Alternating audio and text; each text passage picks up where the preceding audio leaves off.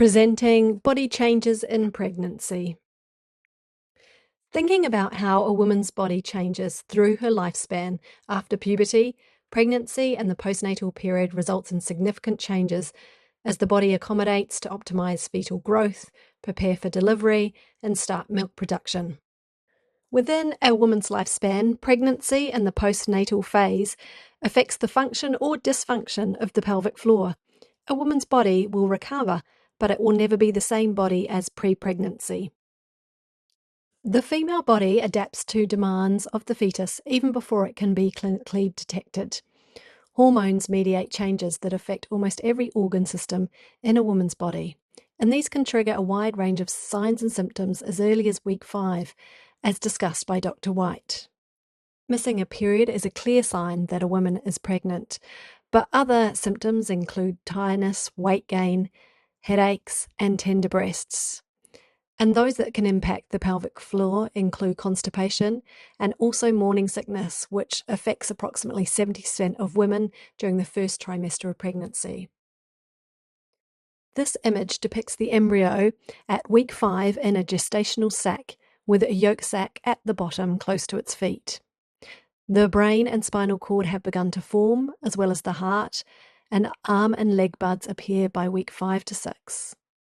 By week 8, all major organs and external body structures, even the fingers and toes, have begun to form, as well as eyelids. The heart is now beating in a regular rhythm. At this stage, the fetus is 1 inch, about the size of a raspberry, and it will end up the size of a pumpkin. Full-term pregnancy lasts approximately 270 days, but the due date is based on the last menstrual period, so 40 weeks is the average pregnancy duration. It's broken down into 3 trimesters, each 13 weeks long. The uterus increases by a centimetre each week, starting from the size of an orange or a fist, and will grow to the size of a watermelon. But the analogy of fruit really undermines the amazing adaptability and resilience of the female body in pregnancy, with the changes and the physiological effect on the cardiovascular, the hormonal, renal, as well as musculoskeletal system.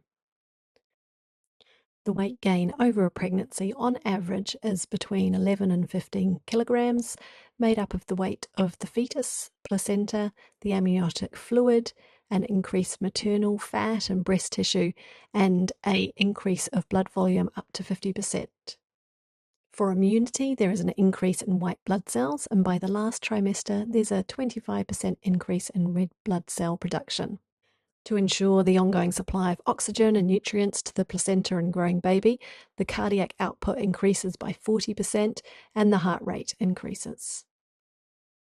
Hormonally, in the first trimester, the pregnancy hormones are primarily generated by the corpus luteum, which was created in the ovary with the release of the egg. It produces progesterone, which sustains the pregnancy, supports the thickening and lining of the uterus, and helping it to grow. From week 12, the placenta takes over this hormonal production job. The progesterone also increases the elasticity and relaxation in blood vessels to facilitate circulation.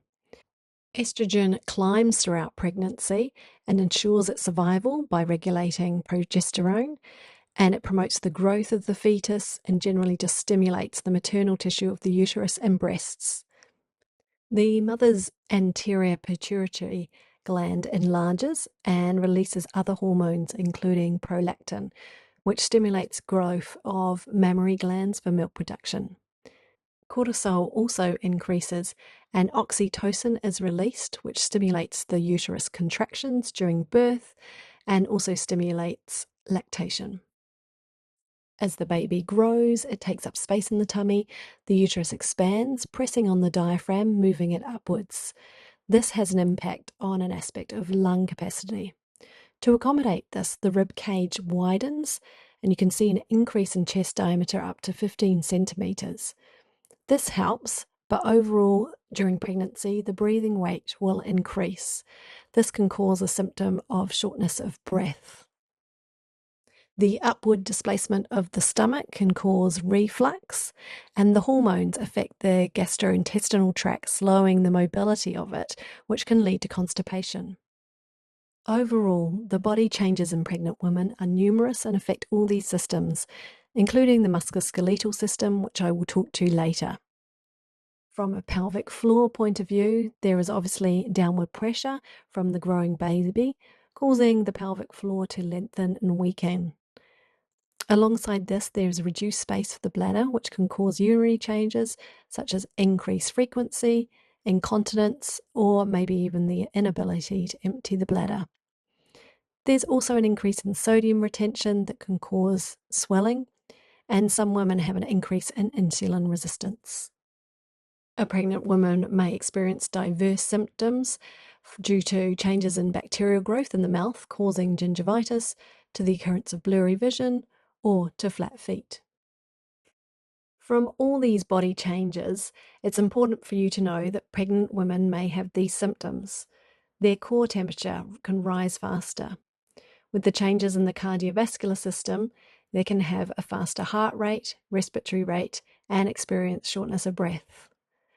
They can also experience a decrease in blood pressure or anemia, resulting in lightheadedness with postural movements, and they're more likely to have reflux with a high risk with head down positions.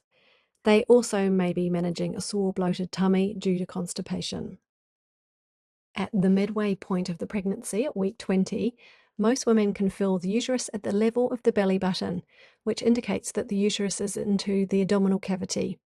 At this stage, when they're lying on their backs, they're at risk of developing symptoms of blood flow compression of the vena cava and aorta.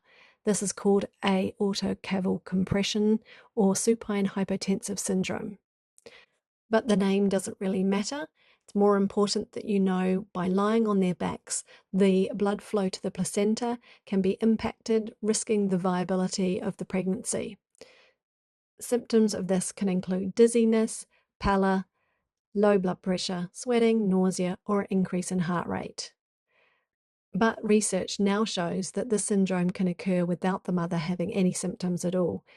Therefore, it's strongly recommended for safety for any personal trainers to guide their pregnant women to avoid lying on their back from the second trimester. Now looking at the specific musculoskeletal changes in pregnancy that occur to accommodate the growing uterus and baby.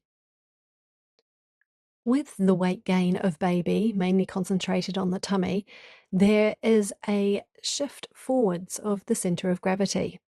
To compensate for this, there is an increase in the spinal curves. The head shifts forward, there's an increase in the upper back curve, and also the lower back, the lordosis, which results in the pelvis tipping forward in an anterior tilt. Like the rib cage, the pelvis also widens to accommodate the baby. Due to these musculoskeletal changes, pregnant women can develop these syndromes that are common in the general population. The first is a head forward posture, resulting in weakness in the neck and impacting the traps, the upper back, and the chest. The lower cross syndrome affects the tummy, back, and the muscles across the hip. With the changing tissue load over 9 months, the body changes in pregnancy can cause the onset of pain or exacerbate any pre-existing conditions.